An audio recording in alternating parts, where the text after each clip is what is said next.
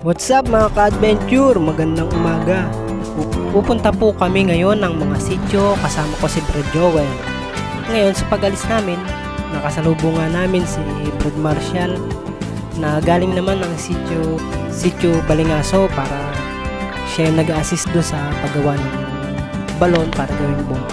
Kami naman ni Brad Joel, dadaan kami sa Balingaso tapos pupunta kami sa Liding muna sa pinakamalayo bago kami bababa sa kinabukasan papunta naman ng Dagat-Dagatan. Tapos babalik kami ng Balingaso para tumulong. Hihingi muna kami ng tulong sa mga katutubuan nating kapatid sa sityo sa Liding at sa Dagat-Dagatan para marami silang katulong sa paggawa ng balon para gawing bomba. Dito ulit kami dadaan sa zipline ng Amaling Dos.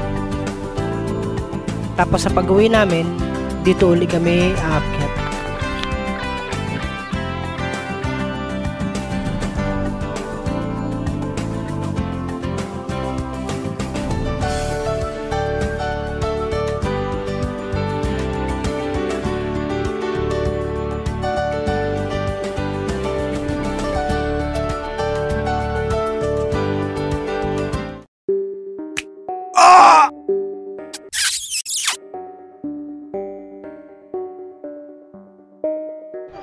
ខ្ញុំស្រឡាញ់ម្នាក់នឹងខ្លាំងមកខ្ញុំស្រឡាញ់គាត់ថាស្រឡាញ់ជាមួយឲ្យទៀតខ្ញុំស្រឡាញ់ម្នាក់នឹងខ្លាំងមានយើងហើយនៅបាត់ជើងទៀតតែខ្ញុំសម្រាប់ខ្ញុំ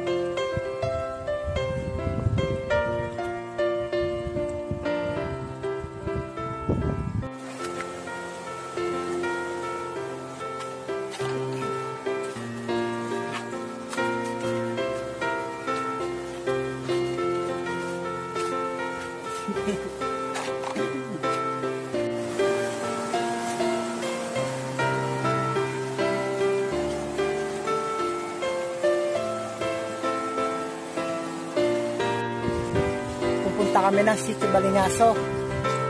Kasama ko ang mga taga-sityo sa Liding at saka sityo Balingaso. Ang dala namin ay mga semento. Dahil gagawa kami ng balon para sa bomba ng Balingaso.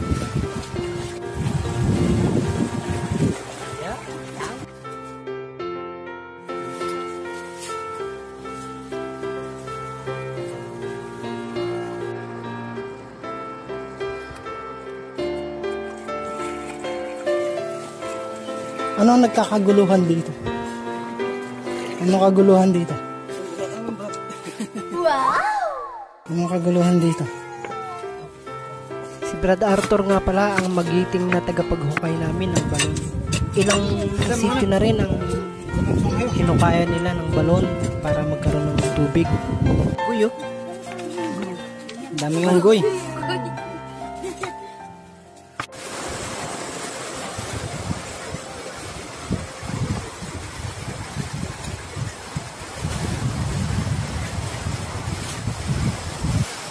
Ngayon naman ay paakyat kami ng sityo sa Liding. Doon.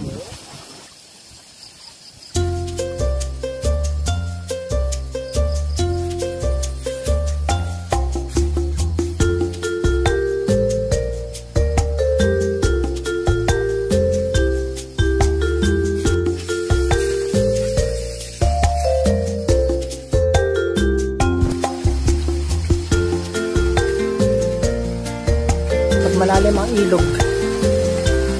Ano silang tulay.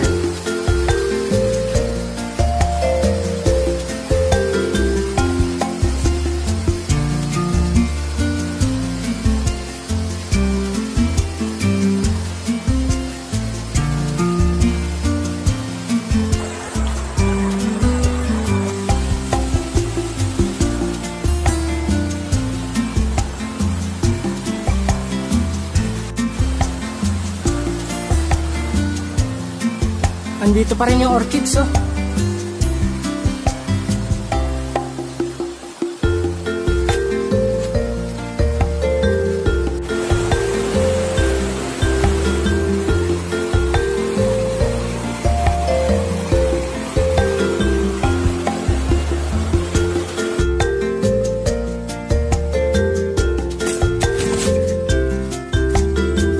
Sabi na nga naliligo eh.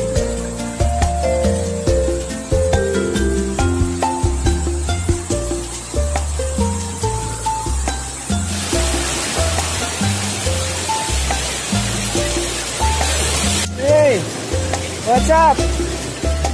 Hey, what's up? Guys, huwag kayo maingay. Umihi ako sa taas. Hindi ko naman alam na uminom siya. Just huwag kayo maingay, ha?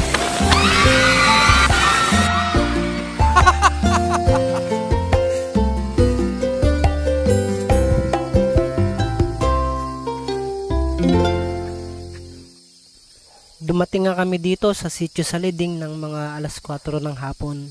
Ganun talaga. Pagka naglakbay sa mga sitio, halos maghapon na lakaron.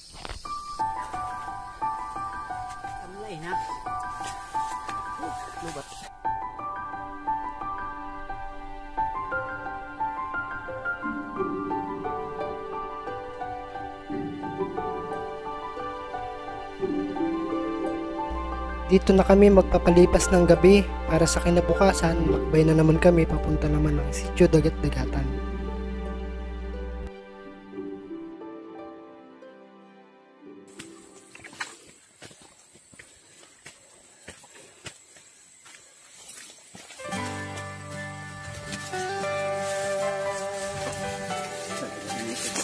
Para magandang buhay, no?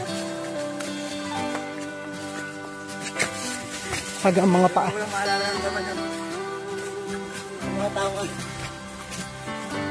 Kahapon nga, pagdating ko sa Saliding, sa lokal, sakit ang paa ko. Parang ayaw ko na umakyat sa lokal. Tatong sa'yo na to, bawal daw magapas. Ito kasi kugon to eh.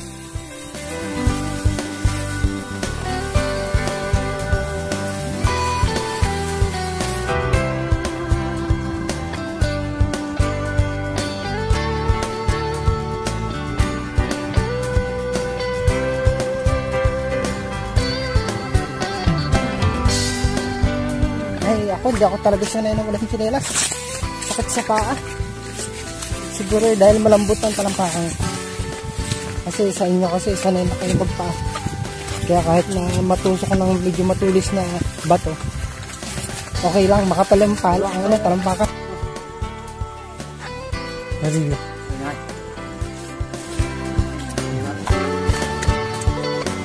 Kaliwa, kanan, kaliwa, kanan, kaliwa, kaliwa. Kaliwa, kanan, kaliwa, kanan, kaliwa. Pasalung, kad, na. Saan po bandi ka?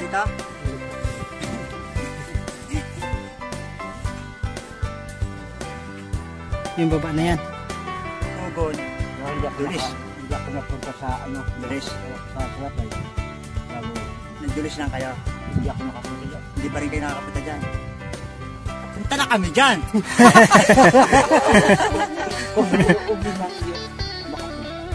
Diyan kami nagdaan. Papunta ng Salapay. Daig ka namin. Napupuntahan niyo din niya, Brad. Hanggang lang ako na sabi na punta. Nakarating na po pala kayo doon. Kasama po namin ng kapatid. Yan ang mga anak mo. Kamag-anak. Mga sa tatay ko.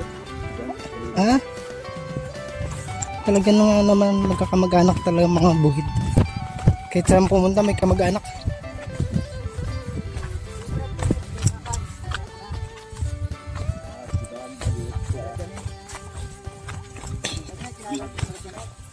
Kamag-anak din yan. Kamag-anak yun. Diyos sa Saliding wala rin iba-iba dyan. Sila rin magkakamag-anak. Sabagay, sa kanto baka yung magmumula. Oo. Sabagay, sa kanto baka yung magmumula. Pipino, ang laki. Malalaki ang kanilang pipino.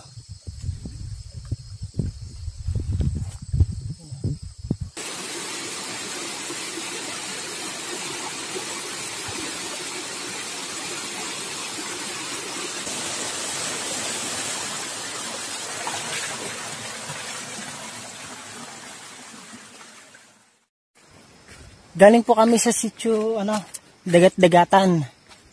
Yung tinatawag nila na lugar ng Banligan. Iniwan na namin doon si Brad Joel. Kami naman po ay pupunta ng Balingaso dahil yung dalawang kasama ko na galing ng Saliding ay iiwan naman namin sa sa sitio Balingaso para tumulong sa pagpapagawa ng balon para lagyan ng bomba para hindi na sila mahirapan sa pag-igib ng tubig sa malalayo dahil mahirap ang tubig sa Balingaso.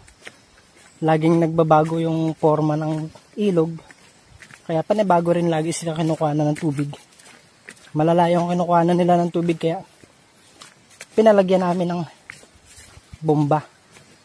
Ngayon yung dalawa sasamahan ko naman sa Balingaso. Naiwan na si Brad Joel doon sa dagat-dagatan. Ligo ng ilog eh. Pagkagaling namin ng Saliding, doon kami natulog kahapon. Doon kami natulog kagabi.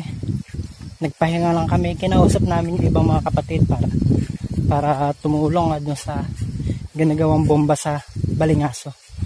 Tapos pagbaba namin, pumunta naman kami ng sitio dagat-dagatan para humingi rin ng tulong kaso walang available na mga kapatid. Talagang busy sila sa kanilang mga kaingin kaya dalawa lang ang nakuha namin ang magiging katulong.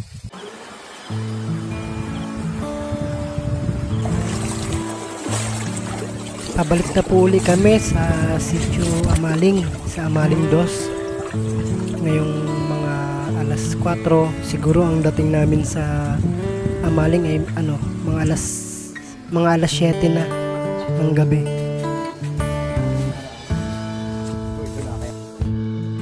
Hanggang dito na lang po mga ka-adventure ang aking mahabang video. Sana po ay nagustuhan nyo.